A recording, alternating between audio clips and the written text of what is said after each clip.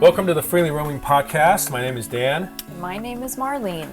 In this episode of the podcast, this one, again, is a topical one, not an interview. So if you saw the title of this podcast already, you know that we're going to be talking about how we travel with our cats.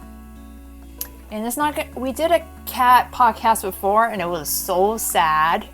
Yeah, it was it was a bonus episode too. If you scroll down in our podcast episode, you can find it. If you want to cry, you can listen to that one. But this one's not going to be a sad one. This one is a fun one. It's fun because you get to take your cats camping with you. Yeah. So as we are overland travelers, our experience is very extensive when it comes to the different things that you'll encounter.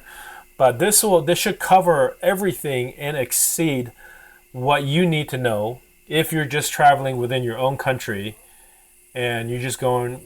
If your desire is to take your cat camping, there's no reason why you shouldn't be able to do that. And we're gonna, on top of that, give you a bunch of more information about, things like different weather conditions, border crossings, options of food and kitty litter and all that stuff in other countries. But this will give you prepared for that. Maybe one day you want to do this kind of traveling with your cat, but at least it'll for sure get you started with figuring out how to train, how to prepare your cat to be comfortable when you're out camping in a camper, and also to be happy and have a good time while you're out there. So this is going to be a lot of information. This is Dan and Marlene's brain dump of camping with cats for 16 out of the 18 years we've been on the road. No. 14 out of the 16 years. Let's do the math again.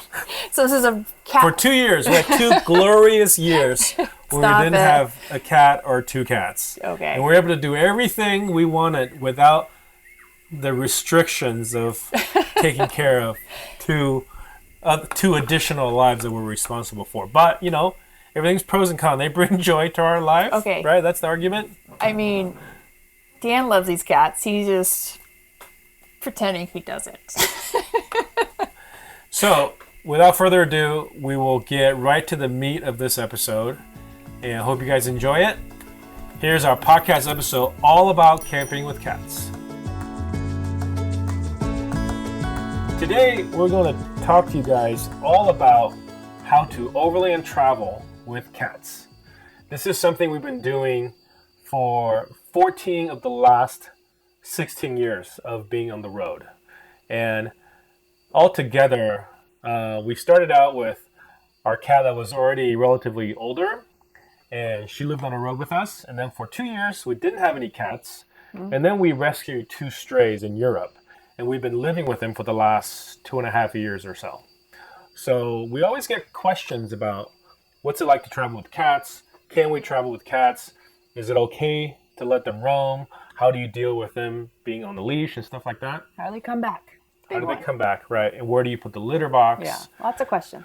So we're making this video today to tell you guys everything we know about it. It's going to be a long one. Like you said, a lot of experience from a house cat to a camper cat, and then 2 feral cats into a van cat. So indoor cats and outdoor cats. Yeah. I think we can make this video 5 minutes long if we just talk about indoor cats, because that's pretty straightforward. You would do everything you have in a house. You just make it smaller. Put it in the camper. As long as your cat is happy inside the camper, it should be good, which is basically what our first cat was. Our first cat was 6 when we first started traveling. She grew up inside the house with us in Southern California. We adopted her as a runt of a huge litter. This litter, I don't remember, it was like 10 plus cats. What kind of memory do you have? I have an image of our cat Yoda being the smallest of the litter and having like just an unimaginably huge number of kittens trying to feed on the mama underneath our friend's back deck. My memory is of her trying to get to the food and couldn't get to it. So we weren't planning on getting a cat back then. In fact, our 2 cats that we have now, we weren't planning on getting them either. All 3 of these cats have just ended up with us more or less because they would have died otherwise. We're suckers. Yeah. So our first cat was Yoda. She lived with us in an Airstream trailer and then in a four-wheel camper for 2 years. For a few months, she lived with us in our van. She passed away at the age of 16. She did make it to Europe, but just for a day. So she was already pretty ill with kidney failure. We were trying to get her healthy to travel, continue to travel, and it just didn't seem right to put her down because it was inconvenient. Yeah. So, we did what we could, but ultimately she couldn't hang on. But like I said, she was indoor only, exclusively. So all we had to do was set up a litter box, and she was happy just to be inside, look out the window. Occasionally, if we're staying someplace long enough, she'll stick her head out. Yeah. And there's been a couple of times where she actually go down the steps of the camper and go outside. Big day. And then any kind of loud noise or rustling in the bushes. Yeah, scurrying back into the camper. Yeah. So if that's the kind of cat you have, that's it. It's easy. Video over.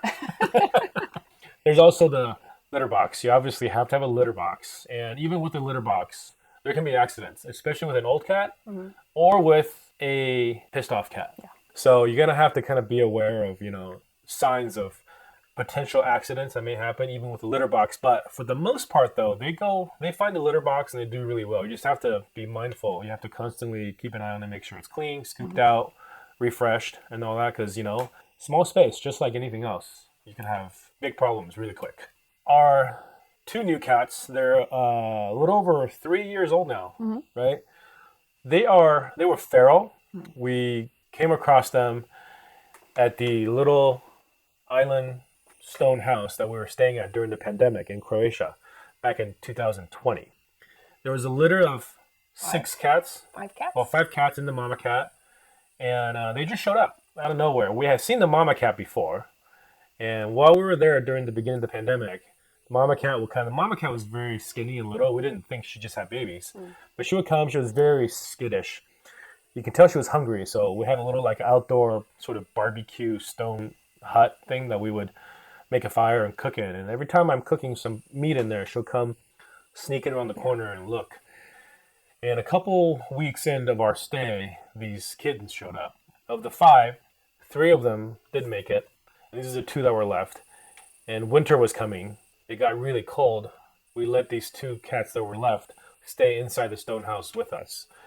And also, we're trying to get them old enough to the point where we can get them fixed. One thing leads to another. We as a family decided to keep them. Because as we were leaving, we just didn't have it in us to leave them behind, knowing that all their siblings are gone. We turned them from feral cats into house cats. Because of their feral origin, they were not easily contained. They were not going to be happy to be indoor cats like our old cat Yoda was. It was a challenge. At the beginning, we didn't know if this was going to work. We took a test trip. We knew that if this is going to work, we have to be able to let them go outside. We have to be able to let them feel comfortable. We have to let them know that the camper is the safe place to come back. And we want to go through a few things that we've done through trial and error to make that happen. And on that test trip, big reason why we decided to keep the cats is something we didn't realize is while we were in the village and they were free, they would walk and follow me when I take golden hour photo walks. And wherever I go, they would be right behind me. And we took a family walk. We told the cats to stay by the van and we tried to ditch them. But they went on a family walk with us. And I remember reading old blog posts that we'd hid in bushes and they still found us. And then apparently they have more senses than just sight. And they followed us on our family walk and we made it back to the van. And I was like, oh, that wasn't so hard. Because I think they felt a sense of safety with us. In the village, there was also this other kind of big bully cat that would beat them up. As much as they ventured out on their own, before we decided to keep them, they would just disappear. At night, even though we had this stone house in the wintertime, it was uninsulated, and they used up a lot of electricity. We tried sleeping in there once for a month, and our electricity was like $1,000, 1,000 euros for a month. So we decided that was not worth it. We're going to sleep in the van. So we basically used that stone house as like a common room of a campground. So each night we would bring the cats into the van with us, which turned out to be a really great way to start training your cats to stay with you. Have them recognize the camper as home. Yeah, so we moved the litter box in there. We moved their bedding in there. We only fed them, had their food in there, their wet food dinner in there. They had access to water, maybe kibble during the day. And then we slept in there. We put them in and we closed them in. And They sleep at night. Yeah. Sometimes they want to go outside because as cats, they want to be out at night because that's easier for them to hunt. So what we did is we make sure that the cats knew that the camper was their home. One of the ways we've got them to come back is to not give them food just laying out during the day.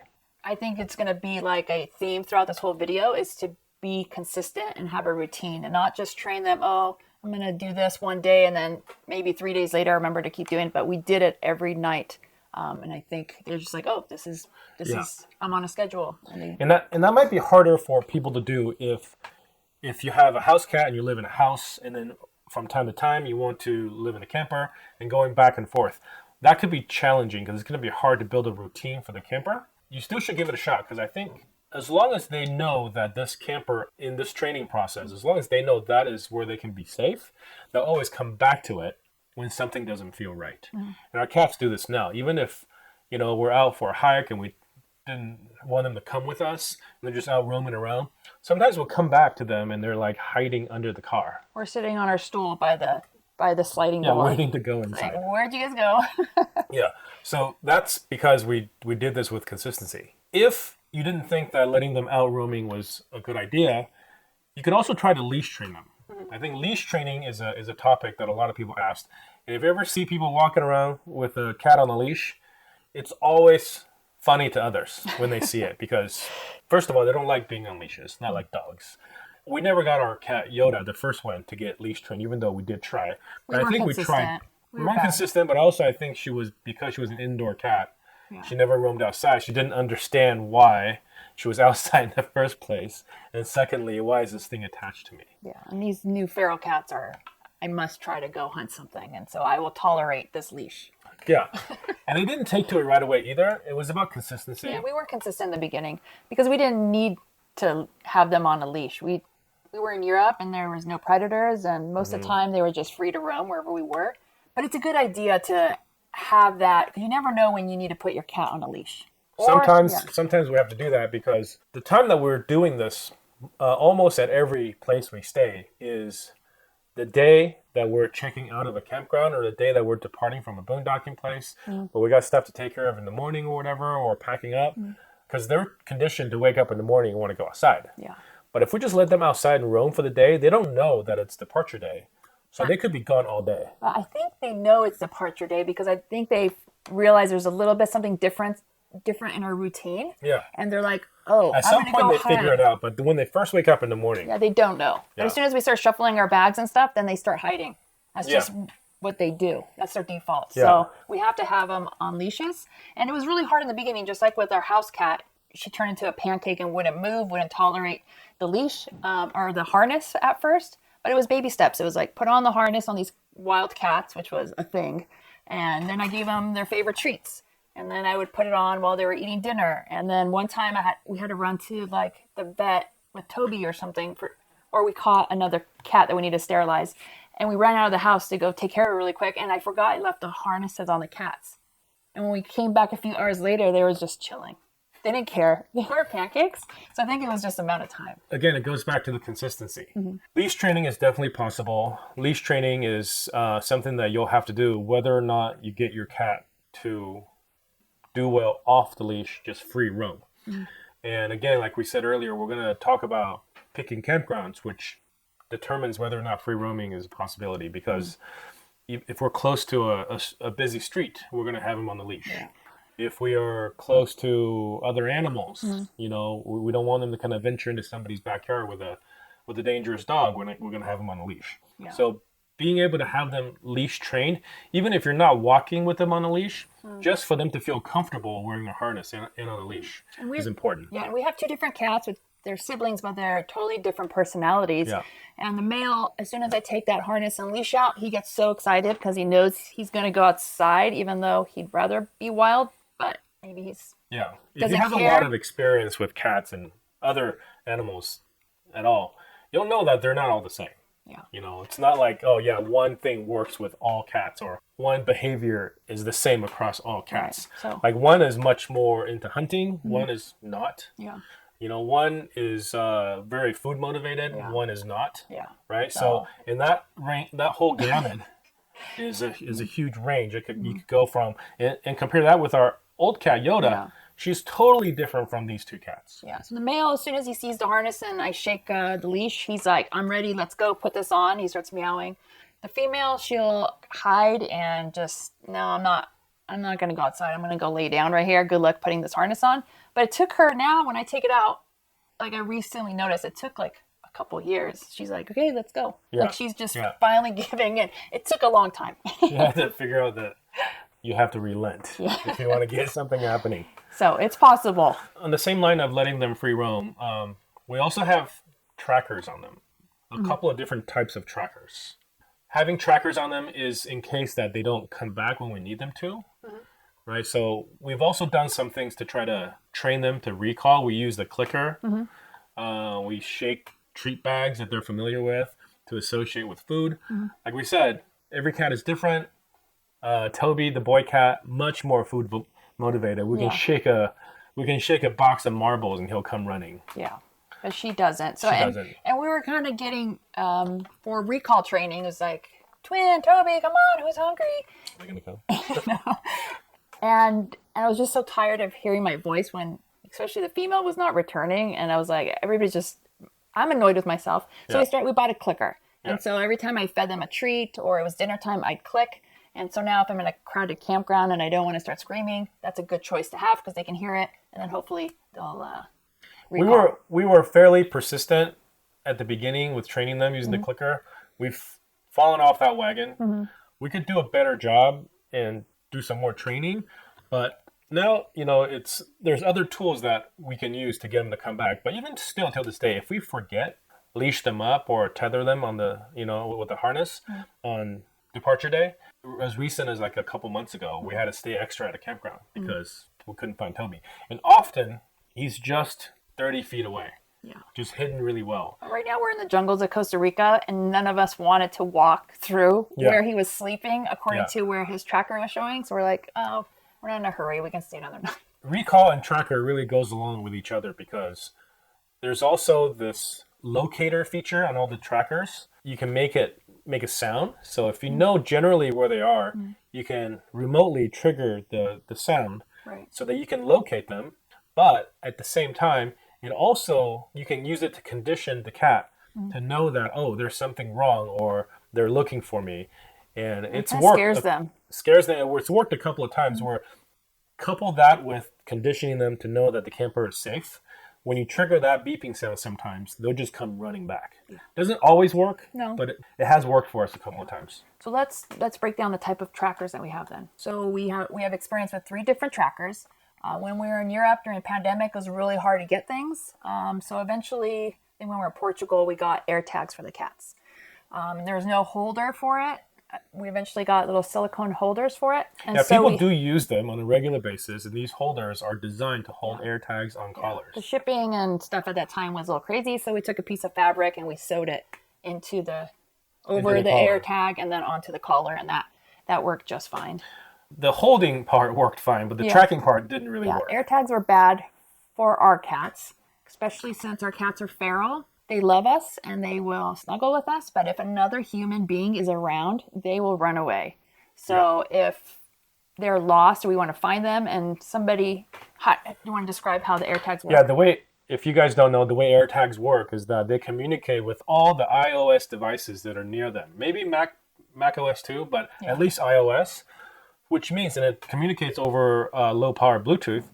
So that means you have to be within a certain distance from an iOS device. And that iOS device has GPS location. By this device knowing that there's a AirTag nearby, then it will anonymously communicate to the Apple servers that there is an AirTag with this serial number near this area. With our cats, they weren't ever close enough to anybody with an iOS device. They just run. So the only way that we can find them is for us to physically get close enough to them with our iOS device. Yeah.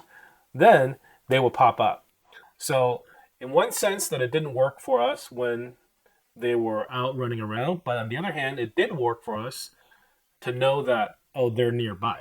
Yeah, that's the only thing that was that did anything for us. Yeah, once in Portugal, some weird night, Twin never does this. She was out till 3 a.m. and we couldn't find her. We walked around and we had to give up at like 1 a.m.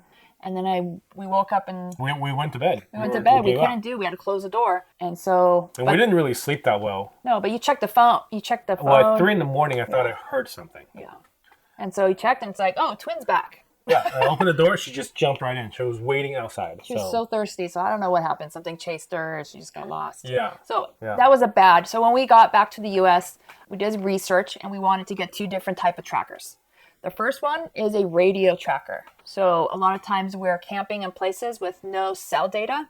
And so we wanted a radio tracker, which uses like a little remote control. And it's kind of like playing the game of like hot and cold. And like it'll beep if you're going in the right direction, and the sound will trigger like beeping. And if it'll light up, you'll get more lights and louder sounds and closer together. Kind of like that thing in Ghostbusters. I guess like a metal detector. You know, it's like a metal detector without the long stick. No slimer. It's also like the the Ghostbuster thing where the lights blink when you point. It's something over here. You keep walking, and then the light flashes faster, and the beep flashes louder. And then when you're really nearby, it's like beeping really it's just strong. Solid. And so it's pretty small, and it runs on battery, and battery lasts about a year for us, depending on how many times you try to find them. But that's on their everyday callers. I never take that off of them. It's just that easy. And it's small. It's really very small. Yeah. So it's not a burden to have them wear it all the time. And it's also, what's nice about it is there's no monthly service. Yeah, it's called Tab Cat, and that's the one that we chose. We knew that we wanted to get a Tab Cat actually when we first started, before we got the AirTag, but they were completely sold out everywhere. So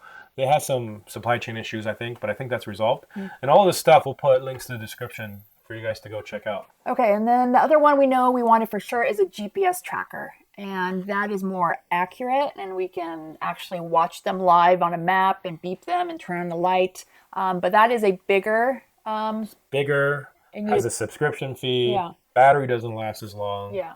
So it's not one that you're going to want to have on them probably all the time. Yeah, it's one that for certain... Kind of, you could. Yeah, you could. But for us... we only use it on certain situations. Like if they're leashed up, they only have their little radio tracker everyday caller on. Yeah. I don't want to have an extra tracker on her. There's no reason. Yeah. They're not going to get out of their harnesses. It can happen, but it's not something I worry about. So if they're wild and free like they are right now, they have their tracker. I can take on my app, and it'll tell me if they're close by in our Wi-Fi range, or if they are a little bit further away, and then I can see exactly where they are, and I can walk to them and find them. And they've also kind of gamified, the tracking feature within the app. Yeah. So if there's other pets in the area using the same kind of tracker, they'll show you like, oh, this cat is the king of this area, queen of this area, because it's the most active. Yeah. So because we're in a lot of remote areas often, and in Central America, there's not a lot of cats that are pets. So, and also there's not as many people using Tractive. Yeah. Our cats are usually the top 10. The top 10. But I would say the difference between the Tab Cat and the Tractive, Tab Cat is like a normal watch. Battery lasts forever, doesn't have a lot of features. Yeah. Tractive is like an Apple Watch. Yeah. It has a lot of features, has GPS, but it has to be charged every night. Yeah. So I think that's the comparison. It's not every night. Now we have a mini that actually, if they're running it every day, I can last 4 or 5 days. If they're within our Wi-Fi home range. But if they go past that and the GPS is constantly tracking them, or I'm tracking them with the live feature, then it'll drain more. But yeah, so if you have this on this works with dogs too, any four-legged pet, I guess. If you were wearing this full time on them, you probably want to charge it every night. Yeah. But if you're using it just occasionally or only when they're out roaming, you can just charge it and then put it on them when they're out. Yeah. And then, probably last 3 or 4 sessions. The other thing that we had to consider as far as having trackers on them, and also just for safety reason, is what kind of collars our cats wear. It has to be substantial enough to support, because right now we've got it so that both trackers, when they're using the Tractive, are on the same collar at the same time. Yeah, we had the separate collars, so we would switch. But then, or sometimes I put 2 on them at the same time, just in case I didn't trust one versus the other at that moment, because I'm not really sure what a camping situation's like. But now I just put it all together, and they don't seem to complain about the weight. There's no like head. Well, we have the Tractive Mini, so it's a little bit smaller, but it's still pretty substantial for medium to small size cats. Cats are like 11 pounds. For a dog, it's not even going to be a problem at all. Yeah. But for cats, for sure, get the mini. Yeah. And the collars, the other thing about a collar is that if you have your cat roaming loose, they've got to have a breakaway collar because you don't want them to get hung up on branches or fences or stuff like that because that could be deadly. Yeah. Not just that they're hanging from the neck, it's also if they're running away from a predator. Yeah. Right, so they're now suddenly trapped. It's only happened once, I think, and it happened like a month ago where Toby was going through some bushes and the collar snagged on something and then it broke off. He came back to the camper with no collar on. Yeah. Because we had the tractive. No, we actually only had the radio tap one. cat. Yeah. We only had the tap cat on, but we were still able to find the collar and then retrieve it. Yeah. If you're worried about losing it because of a breakaway collar, turns out these trackers are good for finding collars too. But in the past, I took like a rubber band, like one of those little skinny ties that you buy, whatever, the hair supply area. And I would make like a little loop. So if the breakaway collar did unsnap, it would just become looser. Looser, but it would still stay together. So to give it a second life. Yeah. So if they really needed to get out of it, they can still pull out. Yeah. But if it just got snagged on something, unbuckled, but they were able to just walk away fine, they would just kind of hang around their neck until we because until we got there. Sometimes those breakaway collars need a lot of pressure and some of them don't, so you don't know what kind of collar. But these new collars that we have, they don't really break away that easy, so I don't have a hair tie on them. But the ones in Europe, I did put a hair tie on. Another thing on top of leash training is backpack training. Like a soft crate. Like a soft crate. It collapses. It takes up a little bit of room in the camper, but since it collapses, it's not really a big deal. It's just like a little squished down duffel bag when it's stored, so it's not a big deal. And so in the beginning, we really didn't train them too much. Just when we take them to vet offices or we're boarding on an airplane or a ferry, we can't leave them in our camper. They're really scared of these backpacks in the beginning. But once we took them to the vet and it was scary to be next to the vet, they would rather be in the backpacks. So they eventually got used to it, or just they're not used to it. They kind of tolerate it. Yeah. But nowadays, they're not trying to bust out like they used to, or at least one of our cats we always tried to find a hole, squeeze through the zipper, and then move try the to zipper. Get. He did get out once, I think, in the early days, but he doesn't anymore. And so it's really important that you have this because you never know when you need to run to the vet or fly, or even these days it's too hot to leave the cats in the camper. Especially since at the grocery store, if everybody wants to go in. And we can't leave the car on running with just the cats in the car. So we put them in backpacks and we put them in shopping carts. And we just we don't make a big deal about it because that's probably, they don't want cats at the grocery store or Costco. Not even just the grocery store, just any kind of place where there's air conditioning. If we just wanted to escape the heat for a couple of hours, we can do that because we have these soft backpacks, and they're sort of discreet if you train them so they're not meowing, making a loud noise, or moving around a lot in there. They could just chill, relax in there. They can take a nap while you're inside. We could go into a mall and just hang out, go to the food court, get something to eat. Just put them under a table and just have them be there with us in the air-conditioned space. And don't interact with them. Yeah. Just pretend they're just backpack and stuff. But it's also a lot of people that do leash training or walk with their cats without a leash also train them to go in the backpack in case there's danger. So they'll walk around with an empty backpack. The cats feel comfortable enough to go in there, but we don't have our cats to that level of trust with the backpack, so we don't treat them that way. They're not running in there when there's danger. No. Unless they're running to us. Unless there's a vet with a vaccine, then they're running in the backpack. But besides that... We don't have one of those crazy clear bubble glass plexiglass things, but if you have the room for that, and if your cat likes something like that, you can even put them in one of those and go for hikes or something like that. But for us, we don't have one of those, mostly because that's not as discreet when you want to take them into a shopping mall or a grocery store.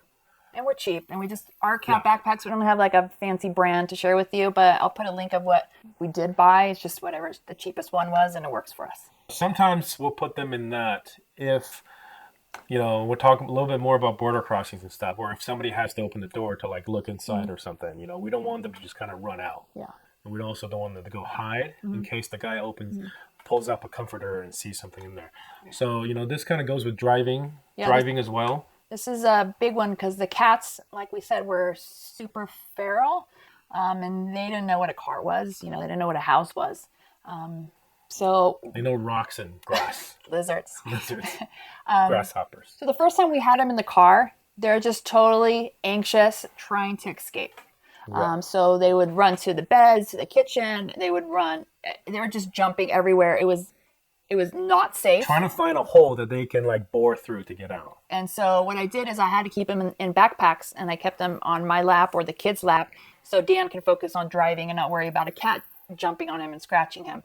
And then I'd let them out, and if they were okay and calm, I'd leave them out. But if not, I'd put them right back in. And after like a day or two of driving, they settled down. They would either sit on the bed or on the kid's lap or under the kid's bench seat. And then as they got more comfortable, they went to the front of the van. So then it just didn't take that long for feral cats to get used to it. So a house cat, I can't imagine taking much longer, but it depends on their personality.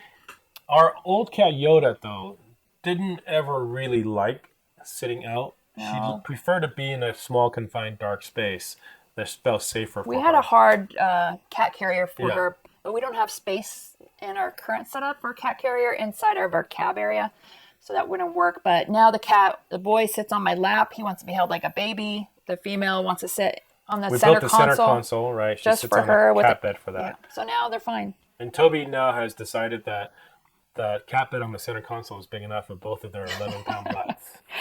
And so whenever they hear the car turn on and we're all inside, somebody asked me the other day, like, "Oh, aren't you scared the cats are in the engine when you start it?" We never start the car without knowing where they are. Without they are. Just like we pop the hood and look for them. We'll get to like hiding spots, but so when we turn on the car, we're all inside already. They hear the hum. They know to get into their spots. So the cats will right away jump in the front.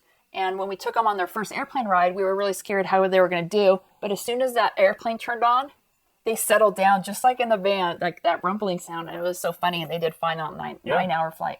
So once you have your cats conditioned to drive in a car, to be on a leash, to come back when you need them, and you have trackers set up, then you got to figure out where are the places that you feel comfortable going. And maybe you'll get more and more comfortable over time once you accomplish more of these different steps of training your cat. But start with campgrounds that you're familiar with. Campgrounds where you know the conditions are right. So for us, the way that we pick campgrounds has a lot to do with several things. One, proximity to busy roads.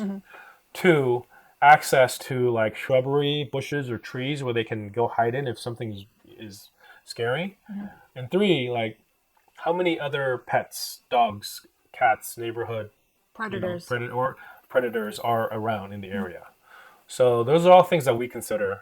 Same thing goes for wild camping. So some places in the wild, the cats don't really like because it's too wide open. There's no place for them to hide. So if we're at a place like that and then we see like the edge of a lake bed, for example, maybe there's some hills and shrubbery, then we'll kind of drive towards that so they can go hide in there if something's not right. Usually campgrounds, bigger campgrounds that aren't like one next to another, usually the campgrounds are pretty good as long as there's no busy streets. And then when we get to that campground that we think would be the best fit for us, then we determine, are they going to be loose? Is it safe for them? Or are they going to be on a leash? Which type of tracker? Or am I putting on both trackers? See if you have phone service. So there's a lot of like little things that we're constantly calculating. There's like, it's not the same thing each time we get to a campsite. It's always, there's so many variables and you're trying to make the best decision for the cats and for yourself.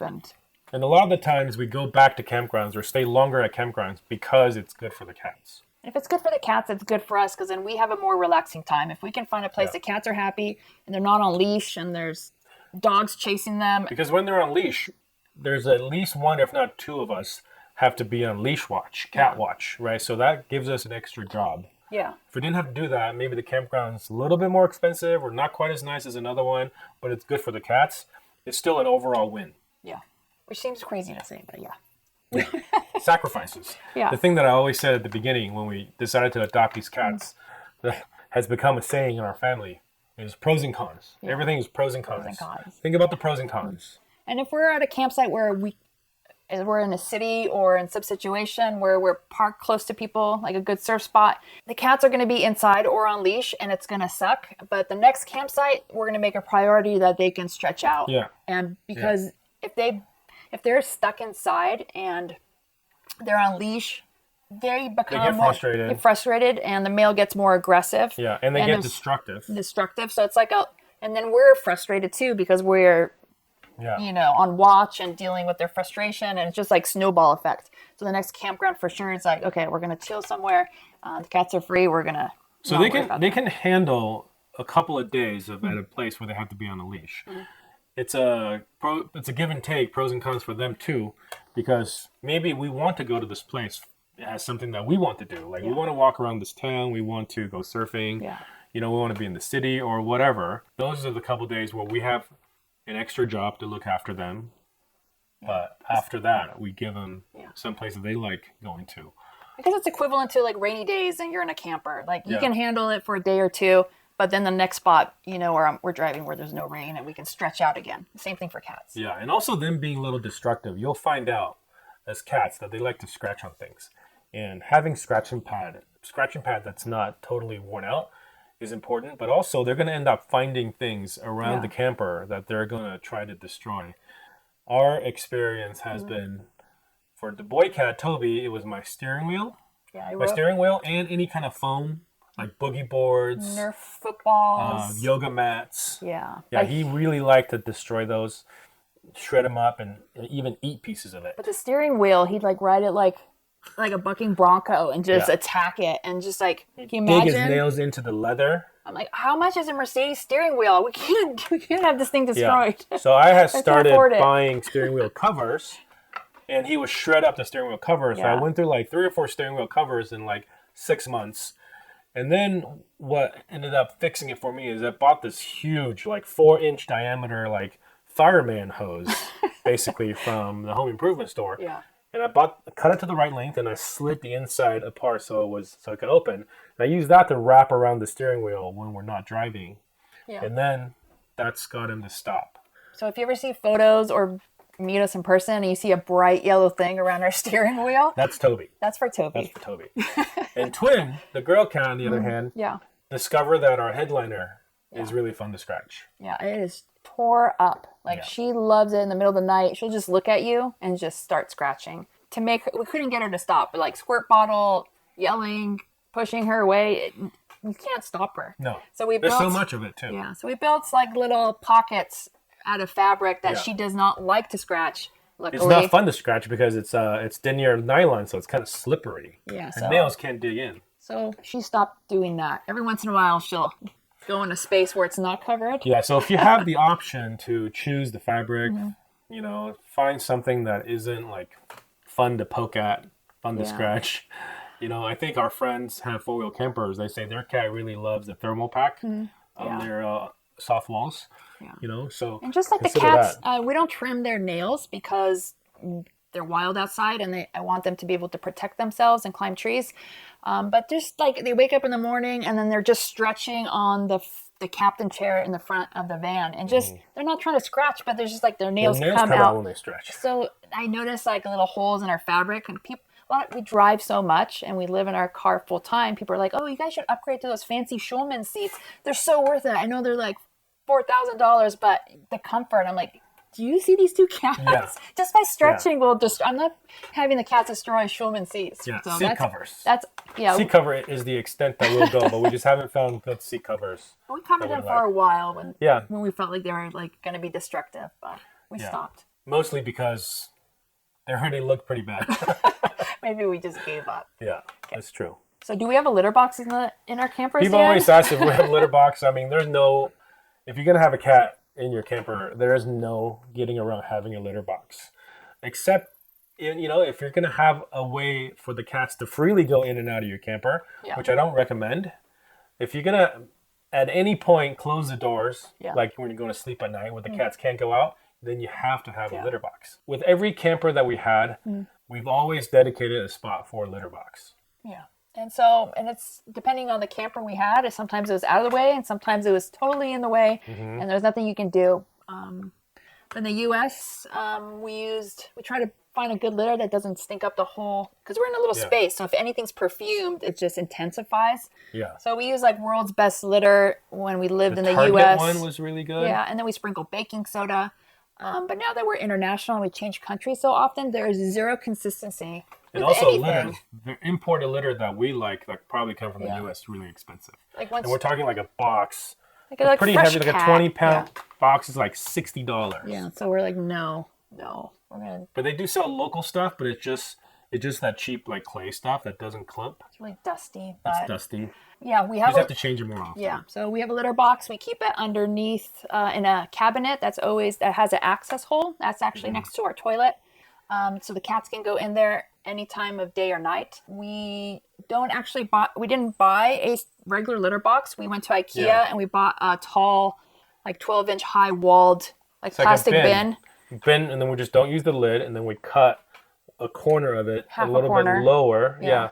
So that's the corner that's facing the outside, so they come in and out of that. You want the walls to be a little bit high too, because when they're trying to dig and bury, they're going to kick some of that litter out. So if you have the litter box, that's why when you buy these litter boxes from the pet supply store, there's a lid usually. Yeah. So when they're scratching, the stuff they kick up doesn't just go everywhere.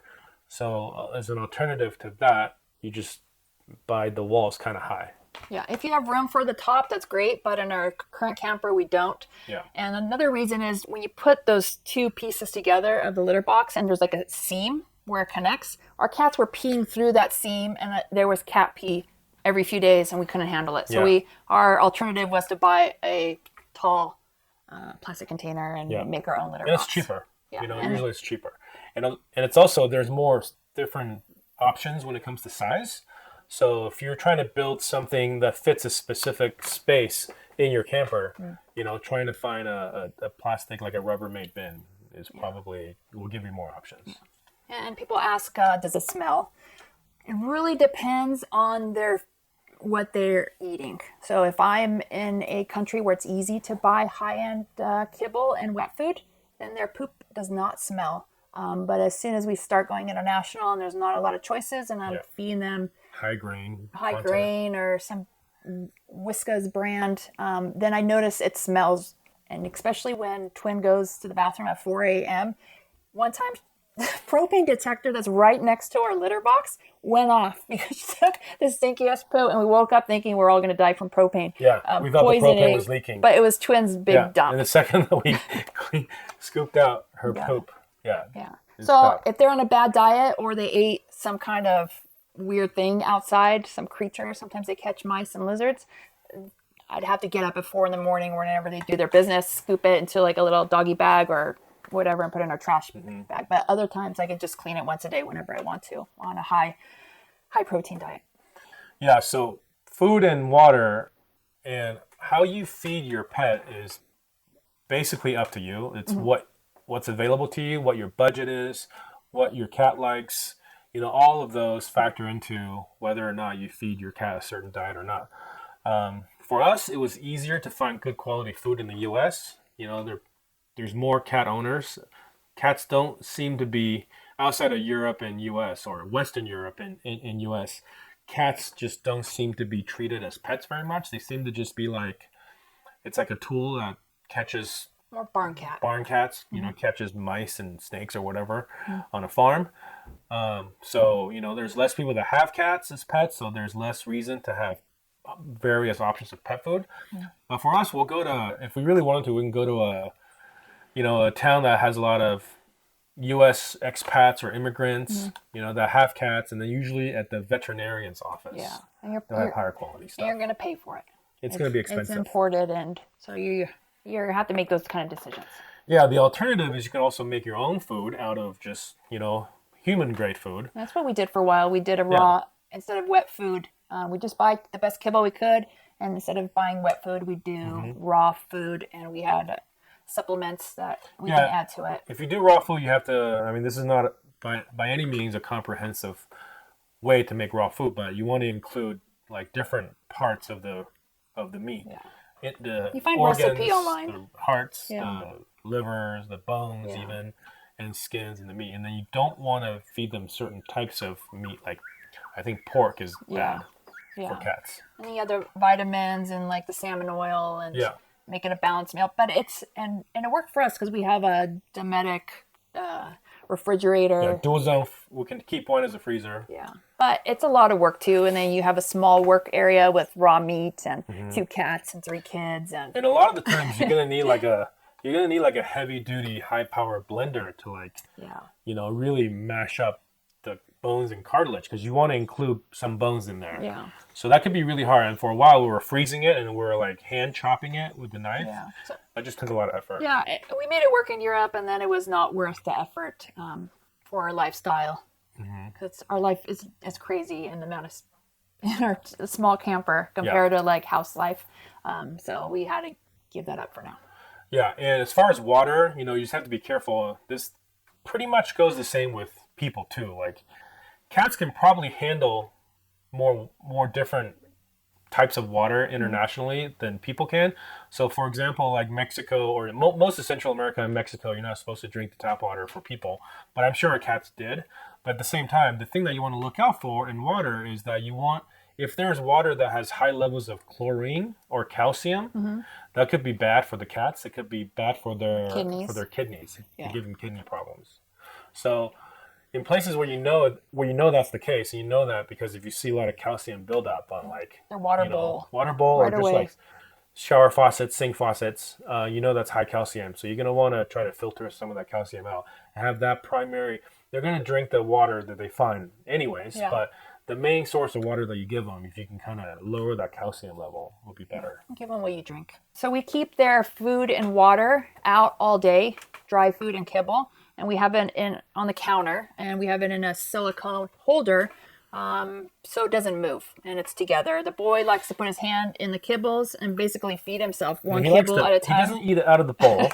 He likes to pull it out of the bowl so it's on the whatever surface that the bowl is sitting on, and they eat it from there. Yeah, and then the girl cat, twin, she likes to put her hand in the water and make waves before she drinks. So you can imagine water bowl in the middle of the night or in the food bowl, and the cats are just slipping all over the place, making a mess. So we bought silicone holders. I think it was for a small dog, and it keeps it contained. We still get some water splashing out or some kibbles falling out, but for the most part, nothing gets flipped over anymore. Yeah. But we were saying earlier that we don't feed the cats until when it's time for them to come back. But kibbles are fine. They're not as crazy over kibbles. Like we'll give them wet food, which is what they're primarily interested in, so that. If they're hungry during the day, they can get a couple of kibbles if they want, but they're conditioned to know that, when we're calling them in, the sun's about to go down, it's time to get wet food, which is, what motivates them to come back. And I scream the same, who's hungry? I'm not going to say it too loud because they're going to come running. Yeah, I yell, who's hungry? Or I used to use a clicker, and they know, okay, it's getting dark. I need to come in and eat. And sometimes they're in. Toby, the male, that's food motivated. He's in within 3 seconds. I think easy. She takes her time, and when she's in, we're in for the night. And they're not going to go outside because if I feed them and let them out again, there's no way these cats are going to come back. We're staying in the night. Yeah, so that's our routine, and it's consistent. They eat dinner, the door's closed, they're done for the night. I take off their collars. Everybody's just settling down. And another reason I leave dry kibble out during the day and night, because I notice if I don't leave kibble out for them during the night, there's destruction and craziness. Yeah. But if they're like, oh, I'm just going to eat a little bit and go back to bed, then they're fine. So those are just for our cats that works. Yeah, every cat's different. So maybe it would work for you. So if you're experiencing a lot of ruckus in the middle of the night, here's a couple of things you can try. Yeah. Leave some dry food out. So maybe they're just hungry. Maybe they're just bored. Yeah. Right. So they just want something to do. Having some dry kibble might just satisfy that craving. The difficult thing about having your cats in a camper compared to having them in a house is that your camper is going to different places, and different places mean different climates, and also different campgrounds means you may have electric hookups, you may not. Maybe you have an air conditioner in your camper, maybe you don't. Maybe you have plenty of batteries to run fans all day, maybe you don't. So having good temperature control for your cat when you're leaving them, especially, or just when you're at a campground, it's really important. So there's a few different things that we do. When we travel, we're usually weather dependent. So we try to follow, especially when we're in the U.S. And partially in Europe, we try to follow like 72 degree. Yeah, we try to go spot. north. We go north in the summer and then go south in the winter. From the U.S., down now we're in Central America, getting closer to the equator, and there's no place to be warm except you can go to high elevation. We're at 3,500 feet right now, but it still gets to the 90s during the day. Yeah, it gets to like the high 60s at night, low 70s. So it's still not comfortable necessarily to be out all the time. And this is March, right? This is the beginning of March. This is about, well, I wouldn't say it's as cool as it's going to get because they have rainy seasons and dry seasons. And the rainy season can actually get cooler because the rain cools it down. But it is pretty much this temperature year round. Yeah. So we can't follow that sweet 72 degree spot like we usually do. But even on like slightly hotter days or colder days, you need to have a plan. Yeah, so good insulation in your camper if you don't already have that. And if you don't have that, find ways to be able to improve that insulation. And have airflow, it's really important. If you have big windows where sun can come through, figure out ways to kind of add insulation to those windows. Because not having sun come through or shine directly through a piece of glass, that really affects the internal temperature of the camper. And your windshield, having a big, like our Sprinter van has a big front windshield, and the sun is coming right over to front and it's coming right through the windshield. That's a big amount of heat coming through. What we found that we have 3 different ways. So we want to be able to block that window so people can't look inside, especially at night when the lights are on. We're just inside doing whatever. So we have a curtain that we made on the inside so that the cats can still go on the dash and sit by the window at night and look out because that's what they like to do. But during the day, when we don't want them on the dash, we can put up like a Reflectix layer on the inside of the windshield in an attempt to insulate and block some of that heat out. But what we found work even better is to get a window cover that goes on the outside of the windshield, so the heat never even hits the glass in the first place. Yeah, that's the best heat insulating option for our particular purpose. Yeah, we didn't really see it in that U.S., but it was very popular in Europe. So we'll put the link to. Yeah, the one we have is pretty cheap. It's cheap and it works great. It works great. I don't know how durable it is. We have a snorkel in our van, so we had to modify a little bit to get it to fit. But they do make them for basically every kind of vehicle out there: trucks, vans, Mercedes, Dodge, Ford, Chevy, whatever. Okay, so we cover our windows. It's going to make a huge difference. And then we also have 2 fantastic fans on the roof, on the ceiling, that we can change the direction. So they can blow in, blow out. If we have the windows cracked, they can just like all these different ways depending on the situation. We can tell if the cats are sitting on the dash at night. We'll have the front windows cracked. We have these little metal screens that we can close the window up on the driver and passenger side windows. And that'll keep the inside of the vehicle secure when doors and windows are locked and closed, but it'll still let airflow come in. If we have those in and the fan sucking air out, causing wind to come through, the cats are comfortable in the front on the dash all night. And if we forget to put that on, the front windows are closed, there's no airflow in the front, then we notice them coming back to lay with us on our beds at night. So, having good airflow and just having that kind of circular motion, places where air gets exhausted. If your vehicle is well sealed, meaning that when you have air blowing out of one fan, that means air has to come in from whatever other spaces that are available. So if you just have like a little bit of window that's cracked, you have air blowing out, you're going to have a very good amount of airflow coming through those cracks. And that's where the cats like to sit too. Right next to our beds, we have these little windows that we can kind of crack open like a quarter or half an inch. And if the cats are feeling too hot, they'll just go sit on that right on the window ledge and then just stay there all night. And if it's really hot, we also bought some of those cool mats. They have like a gel in it, so we can put it actually in the refrigerator to get them actually colder. But just naturally, they're colder than, they feel cooler than the air temp. So I put them out, and the cats just went on them right away. It was like, I thought I had to somehow train them, and I didn't even know how I was going to do this, but they just like, boop, I got 2, and they laid on them. They know. I guess they feel it, and they're smart. It's like, even here, we're at this Airbnb, and they have this this wooden floor. Yeah, when they get hot, you can tell they go to the cool part of the floor, whether it's tile or concrete or hardwood or concrete, whatever. Shade, they avoid the couch, the chair, and then the rugs. So yeah, they know, okay, this feels better. I'm going to lay on that. Also park in the shade, obviously. Yeah. Right? I mean, parking in the shade is good for temperature control, but it's bad for solar, bad for Starlink. Yeah. So you really have to figure out, like, how do you stay at a place and be able to sustain your life on the road with all these different things that you have to worry about. Or even if we're going on a hike for 2 hours and we're like, okay, let's park in the shade. Well, it's shady now, but where is the sun going to be in an hour or two during our hike? So we have to kind of look at where the sun's going to go and then position the car for maximum shade while we're away. Yeah. And have some way to be able to know that, the fan's going to stay on, right, while you're gone. So we have added some kind of smart controls. I have a Wi-Fi router that connects to all the different smart controls that are in the van. And there's also some temperature and humidity sensors that I have set up in the van.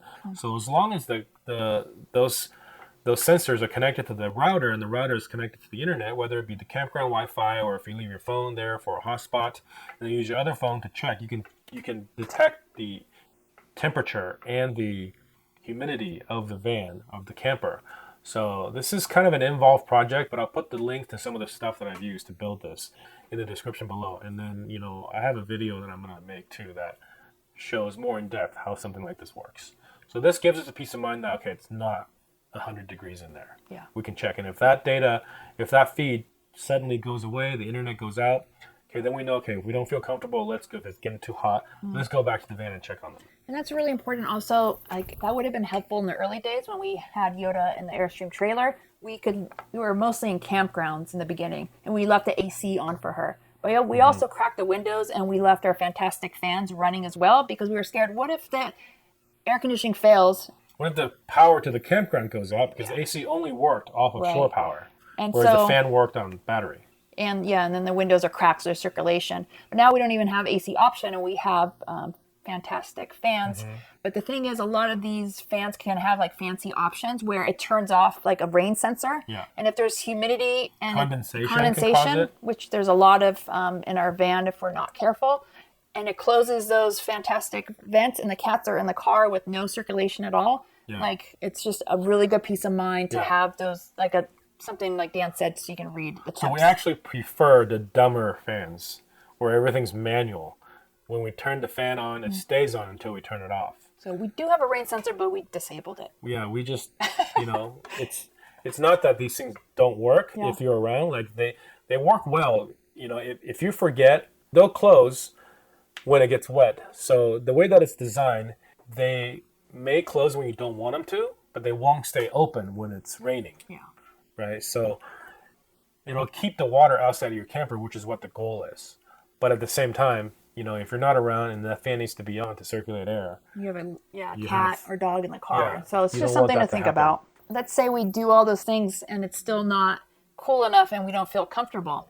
Well, you always have hotels and Airbnbs. Pros and cons. Yeah. Like, if it's too hot, we skip it.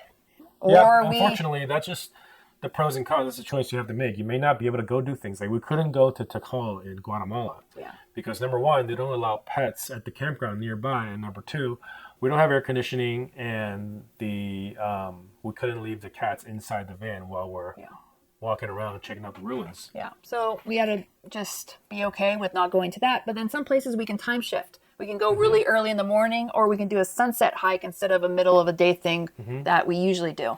Which might be better anyways for crowd reasons. Yeah. So you want to go when other people aren't there. And if it's summertime and it's really hot, the busiest time is going to most likely be like warmer parts of the day anyways. And sometimes we can bring them with us when we're doing something. And that's why we have those backpacks. Yeah. We can take them to the mall or the grocery store, or we can take them on a hike with us also. Some places are allowed, like hikes. Some places they don't care. Some places they just don't know. And there are going to be places where you just shouldn't do it because it's, strictly prohibited. Another big thing is, how do you keep the cats in when you need them to stay in? Yeah. So cats aren't like dogs. So if you ever camp next to us or seen a video of ours and one of us is on the outside of the van, instead of just opening the sliding door, you always see us knocking. Yeah. And we're not knocking because we don't know how to open a door, right? Or if we're just being extra polite. Yeah, we're not being polite. It's to let somebody know we're coming in, grab the cats. They're not supposed to be outside. So as soon as that happens, everybody is on alert. Looking for cats. So we've been conditioned to do that. When somebody's knocking, where are the cats? So we were staying at a friend's place. We were house sitting at a friend's place the other day, and we decided to go to the beach with the van, and we decided, it's safer to leave them behind at the house. And we did an overnight at a beach, and every time we opened the door, we still checked to see if the cats were around because we're conditioned. Yeah. But we're still knocking. There was no cats for that night. That's better than having a cat just run out and disappear for 3 days. Yeah. When you're only supposed to be there for one night. But when we do open and they're like we're all in the grocery store, we obviously can't knock. So we open the door and then we have a command. We try to say stay, stay. So then they hear that and they see our hands, and they don't move.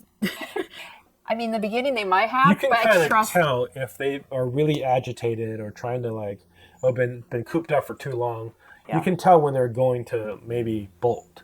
Yeah. But usually at these grocery store trips, we just came from a campground. Maybe they were just out roaming around. So we can tell when they're not going to do it, and we don't have to really hold on to them. We can just kind of put our hand in front of them and say, don't go. Yeah. And they know in a parking lot with a bunch of cars driving by, with a bunch of strangers walking around, it's not the kind of place they want to go out and explore. Of course, they bolted. I can just count maybe 2 or 3 times. Yeah. And every time they... Bannock Ghost Town in Montana. Well, that was because Twin was eyeing a bunny for an hour, and then you gave her the opportunity to go for it.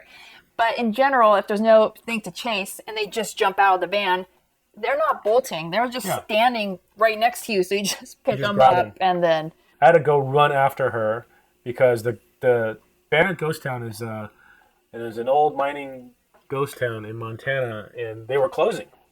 We had minutes before we had to be out of there, and there was no option for us to stay there, so I had to run after her.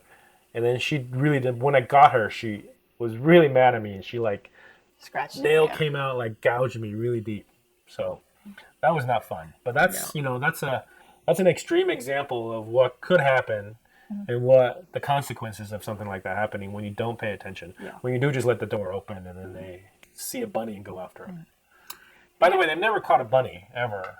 I don't think they would even know what to do because some of these bunnies are bigger than them. But they'll keep trying. Yeah. And then if it's hot, we have bug screens and when we need circulation.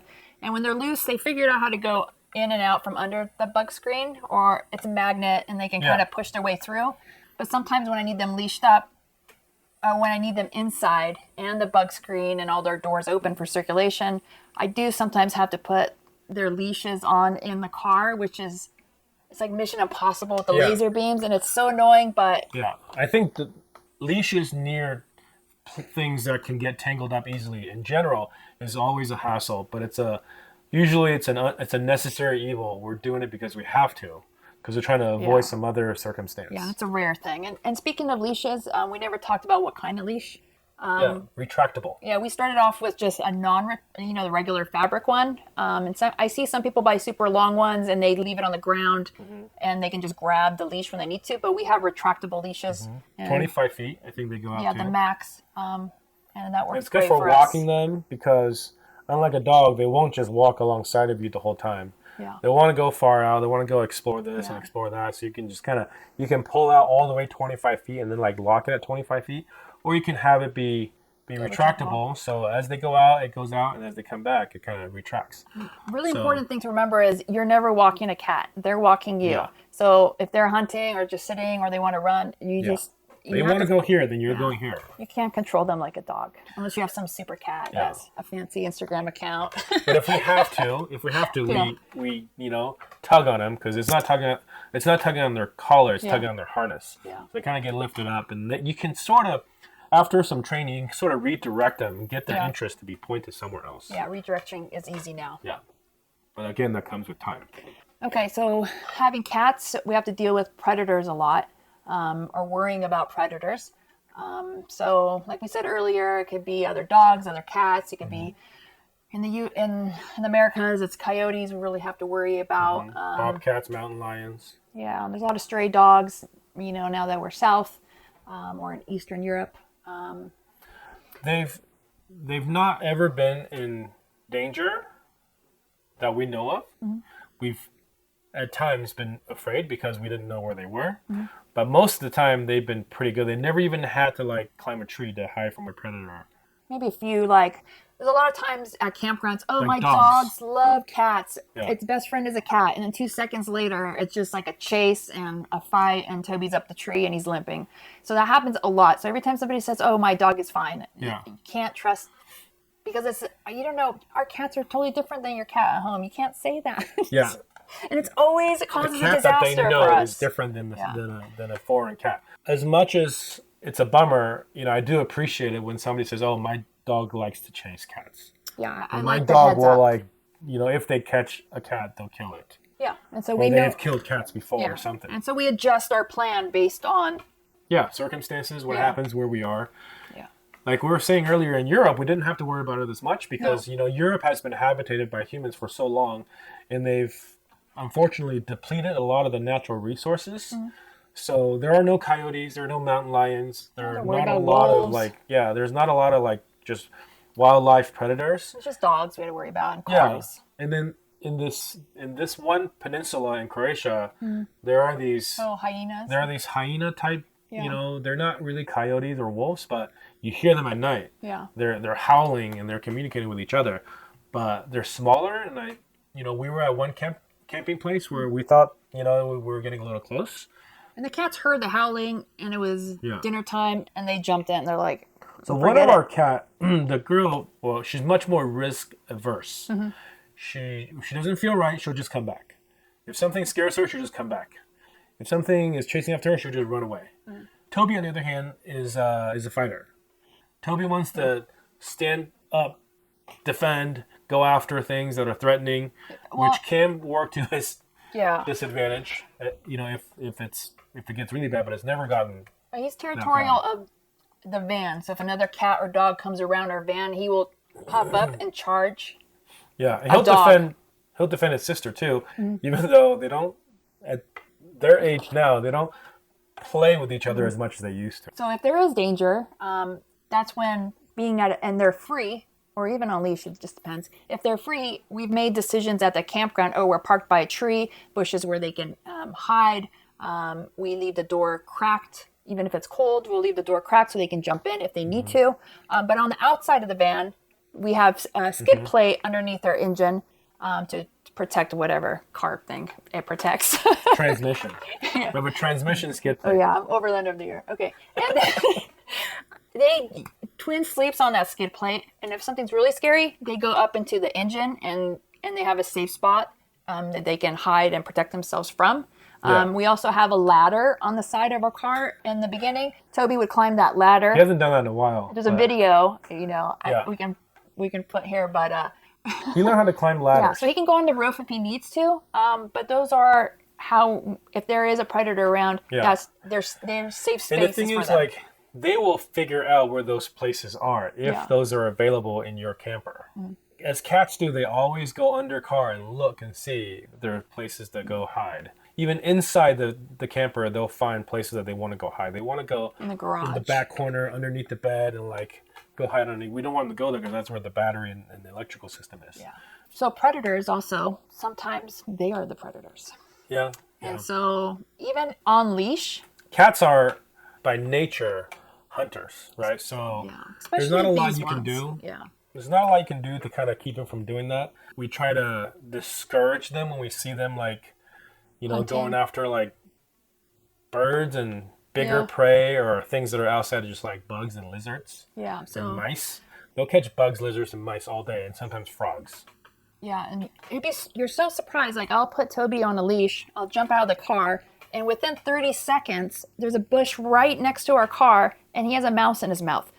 You don't realize how many there are around you all the time. How many rodents are around you? You're just oblivious to it, and they're just and the thing with our cats is they'll bring it back to eat it or mess with it underneath the van. So if we can catch it early enough, we'll let it free. But sometimes, especially Twin, she likes to bring her catch and put it on our bed and mess with it. So we've never had a mouse or lizard in our van unless a cat has brought it to mess with. She's not bringing them to us like it's a gift some cats do. She's bringing them so that she can have a fun thing to play with. In an enclosed space. Yeah, safe space where she can not have to be on alert. But yeah, so the only things that they've caught have been bugs, rodents, and frogs. Yeah, they've tried to catch turkey vultures and full-size iguanas down here, and I don't even know what else, but so far it's just none of those things. They've gotten close enough to catching, because I think once they get close enough, they'll realize it's a bad idea. So lastly, we want to talk about specifically to our lifestyle, international travel. So if you're traveling just within your own country, then this is less of a problem for you, and I hope the things that we talked about have sufficed. But as we are international travelers, overland travelers, we're doing a lot of border crossings. And in Europe, it wasn't such a big deal, because within the Schengen zone, there are no border crossings. You go from country to country, just like the States and the US. No border checks.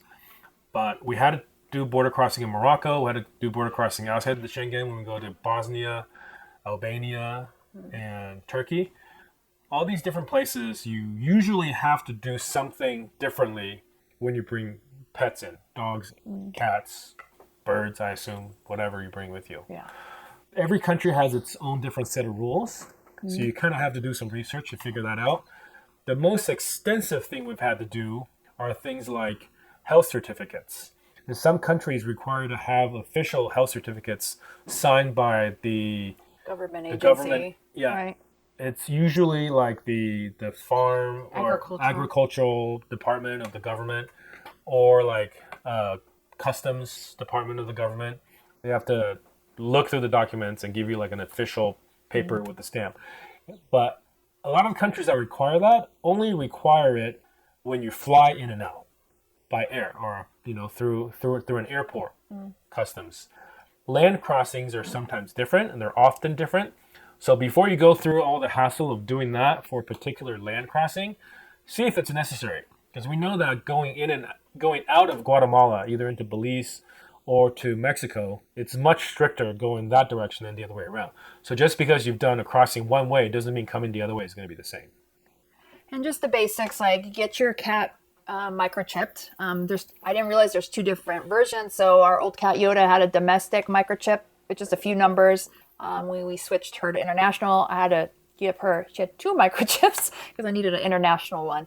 And get your rabies and get your triple feline and parasites, because they're going to catch that mouse. We get them their parasites, internal, external parasites, and have it all documented. We have a passport book that we got from Croatia, from the EU. And we just, even though we're not in the EU now, I just keep track there. And the vet in Mexico was fine with it, and the vet in Guatemala was fine, just kept adding health certificates. And we got a rabies teeter test done in Europe too, that some countries require. If you're over there and go to Turkey and you come back into the EU, you're going to need a proof of that. So these are all little things you just have to do research, and it's annoying. The Overlander app has a tick box and Park for Night also for pets, and so you can read veterinarians that work with pets. It's just like, okay, I'm crossing the border, and it'll tell you how to cross the border. And a lot of people say, "Oh, I crossed with a pet, and this is the paperwork they asked for," and you can be prepared that way. Yeah, so for example, we're in Costa Rica right now, and then here they're having some kind of screwworm outbreak that's not typical. So there could be temporary restrictions too, based on what kind of outbreaks are happening. So you want to make sure that when you go there, that you don't just rely on your previous experience. Yeah. You want to look at what's up to date, what's current, and maybe there's additional vaccinations that are necessary. Yeah, so really helpful to be up to date with the iOverlander app and Facebook groups too, where people share experiences. So that's it. That's a lot of stuff that we've given you about traveling with cats. And a lot of this applies to dogs too, but it's different. When we had a dog, we didn't travel this way. Yeah. So we don't have a ton of experience on that. But when it comes to cats, I think a lot more people have questions about whether or not it's possible to travel with cats. And we're here to tell you for sure. And the kind of traveling that we've done with our cats is far, far, far exceed what is required for you to be able to travel with your own cats in your own country. So by seeing what we're able to do with these two cats, where Pharaoh wants to be outside, if you're just somebody who's got an indoor cat that you want to take camping with you, I don't see any reason why you shouldn't be able to bring them.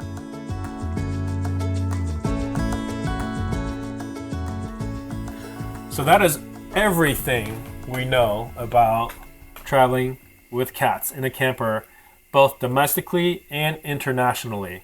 And this came from a lot of questions that we have been asked over the years. And also this list of things that we discussed in this episode also exists in a blog post. Mm-hmm.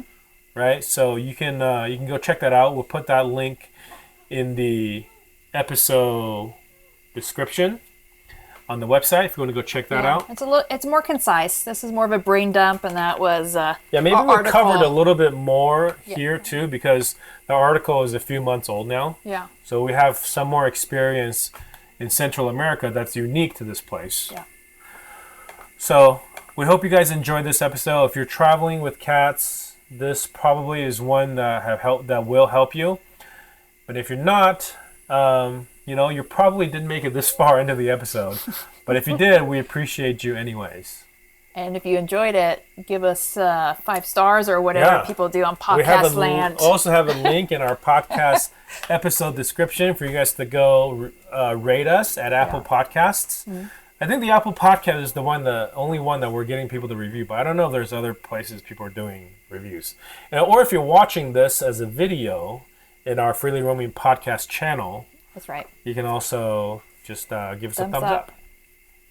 I think my thumb went sideways. Sorry, this way. It wasn't hitchhiking. This is a hitchhiking episode now. Okay. So that's it. Thanks for listening to our podcast. I hope you guys enjoyed it. Our next podcast, as usual, will be an interview. Mm-hmm. And it'll be... we have a couple of interview prep. I think it's going to be... it's in order, Dan. Yeah, I think it's going to be Alexandria from She Roams Wild. So if you guys don't know who she is, go check out her YouTube channel. She makes weekly vlogs. And we got a chance to talk to her for a couple hours. Really great conversation, and I think you guys will like it. And again, I hope you enjoyed this podcast episode, and we'll see you guys in the next one. Bye.